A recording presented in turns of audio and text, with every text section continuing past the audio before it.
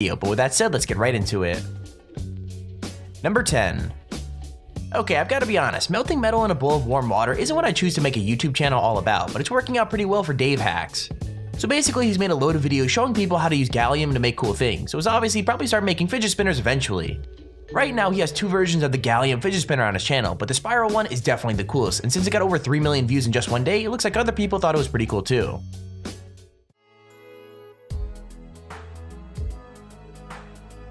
Pretty cool, huh?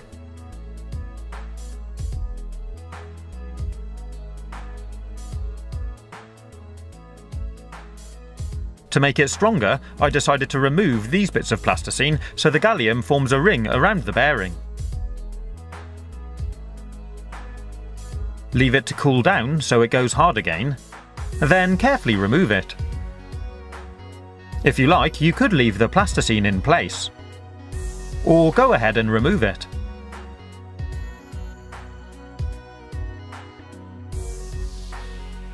And there's our Gallium Fidget Spinner complete.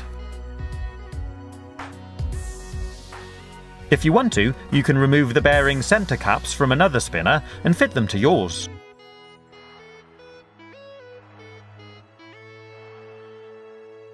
This one is actually pretty well balanced. Number 9. Reverend TK421's channel is full of videos on how to make different kinds of spinners, but out of all of them, this one is actually his favorite. He called this bike chain spinner the easiest and cheapest one he'd ever made, and looking at the tutorial, you could probably see why. Literally, all you need is a bike chain, some zip ties, and some fidget spinner caps, and then you can have your own spinner in just a few minutes. Now sure, it might look a little bit weird and different from other fidget spinner designs, but it's still one of the coolest looking spinners when it actually starts to spin. So it looks like that. Now you want to take this end and put it through the remaining links. And then all you have to do is pull those zip ties. You might have to use some pliers to pull the zip ties tight. Let's see how long I can get this to spin for with a stainless steel bearing.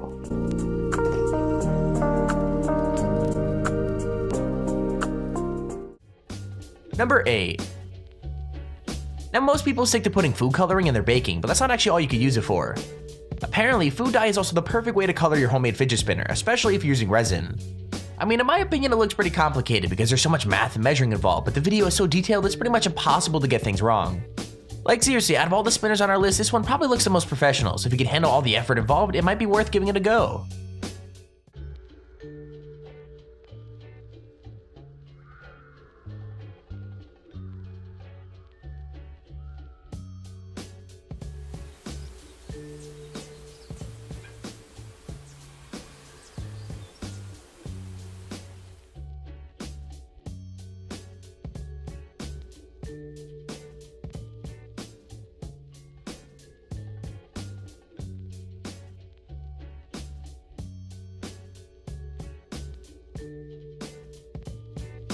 Number 7. Okay, so if some of the others look a bit too complicated, this spinner is as pretty much as basic as you can get. Like instead of being made out of metal or resin, this fidget spinner is simply made of folded plastic, so it's easy to do and they only take a couple of minutes to make, but the end results are still pretty crazy. Honestly, they look really cool when they're finished, and they also spin much better than I expected them to, so it's definitely worth checking this method out. Best of all though, because they're so quick to make, you can have an insane number of them made in just a couple of days, and at that point you might be able to sell them and make some money.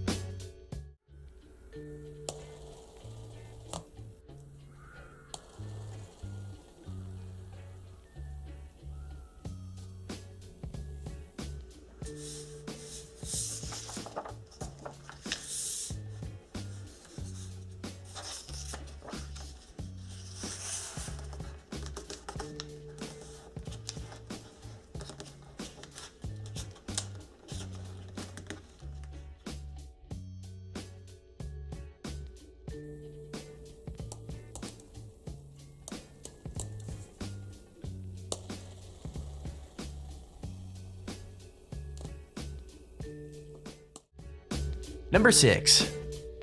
One thing I've never wanted to do with a fidget spinner is eat it, but if that's something you think sounds cool, then this is the DIY fidget spinner, well, for you. So basically, Colin made a whole bunch of spinners out of different kinds of candy, and he even made the sourest fidget spinner in the world. The only downside is that you need to already have a fidget spinner to do this, because you need to use it to make a mold. With that said, once you have the mold, you can make as many edible spinners as you like from basically any candy you could think of, which I just find so cool. You guys, I told you this was gonna work, and I think this is it. Here we go, 3, 2, 1. Yes! This looks so good. Okay, now, the moment of truth. We have to put now the fidgety spinner wheel, whatever the heck it is that makes this thing work, and then we're gonna see if we can spin it. Whew, I'm like nervous, but very excited. The moment of truth, will it spin? 3, 2, 1. Yo, it worked! Guys, we did it! It finally works! Oh my gosh, I'm so hyped. This is like so cool. And now it's time for the first ever fidget spinner lick test. Here we go. Yep, this tastes delicious. Number 5. Now obviously how relaxing a video isn't the most important part of the video, but I almost want to make this spinner just because of how well made this video is. The Banjo Show has done all sorts of projects in the past, but he only decided to make a fidget spinner when his son asked him to. Like, even though he never made one before, he ends up with something that looks super professional, and he makes putting it together look really easy too. With that said, it's probably not as simple as the pretty camera angle and relaxing music make it look, so unless you also have a parent who knows his way around a toolbox, you might want to miss this one out.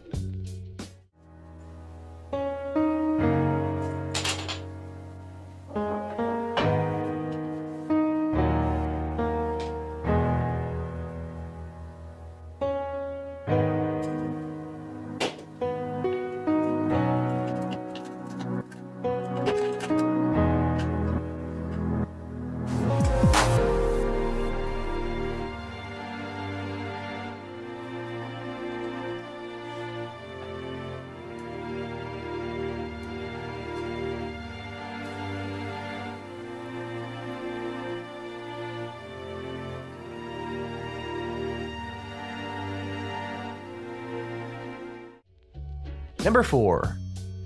Now a lot of people love fidget spinners and a lot of people love superheroes, so it was only a matter of time before someone decided to combine them both. With that said, when it comes to making a superhero themed spinner, there's only one character that really makes sense. Not only did Press 2 make a cool looking Batman spinner, but just in case that wasn't awesome enough, they made it from melting down brass bullet casings. I mean, you gotta admit, it's pretty awesome, but it takes some pretty intense work to make the spinner happen, so unless you have the right equipment, you probably wouldn't be able to pull it off.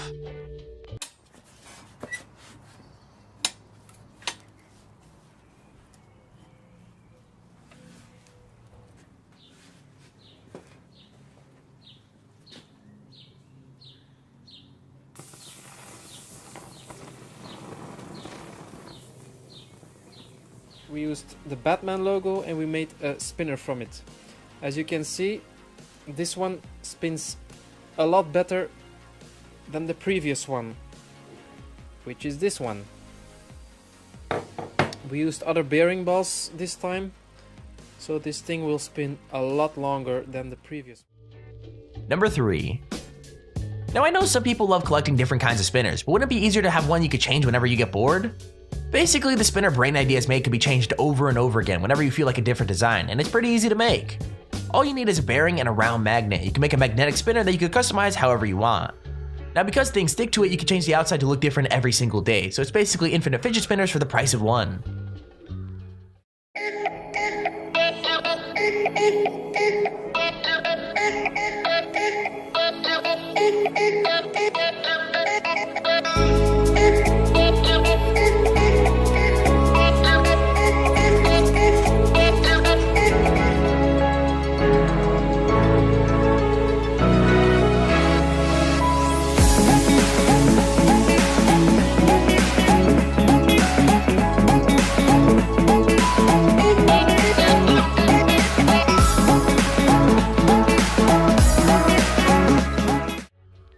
Number 2.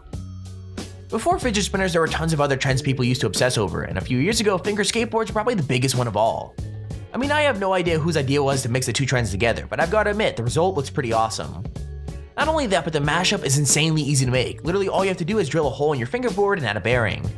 Like, you probably never thought about having a fidget spinner made out of a tiny skateboard before, but I guarantee that after seeing the video, you're probably going to want to add that to your list.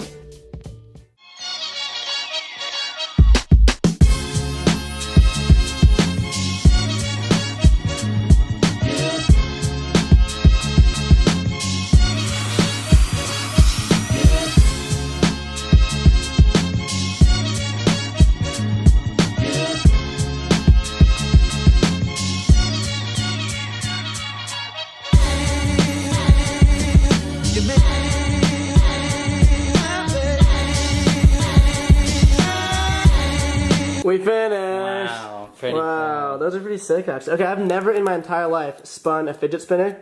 Let me try it for the first time. What do? You just flick it? I didn't think I could be bad at fidget spinning. Hold on, do it again. How do you do it so good? It's like easy. You just like catch your fingers on the grip. Number 1. Now all the spinners on this list are pretty cool, but they all need bearings to work, so if you can't get your hands on any, you probably won't be able to make any of them.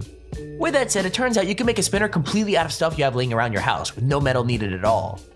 This spinner is made completely out of bottle caps, cardboard, and pennies, but once it's done, you can't tell it apart from the real thing.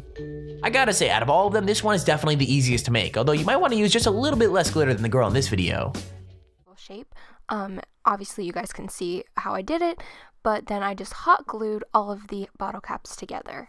Then I took an X-Acto knife and I carefully cut out a small hole in the top of the middle water bottle cap, and the hole just needs to be big enough to fit a toothpick through it.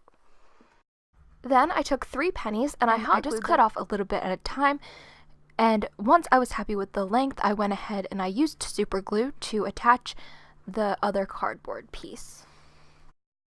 And so this is how my finished